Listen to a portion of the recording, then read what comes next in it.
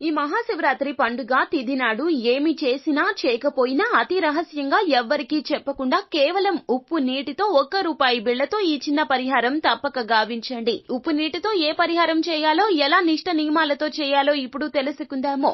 ఈ మహాశివరాత్రి పండుగ తిథి నాడు సాయంత్రం 6 గంటలు దాటాక ఈ పరిహారం చేయాలి. ఒక గాజు గ్లాస్ తీసుకుని ఈ పరిహారం చేయాలి. గాజు గ్లాసు మాత్రమే వాడండి.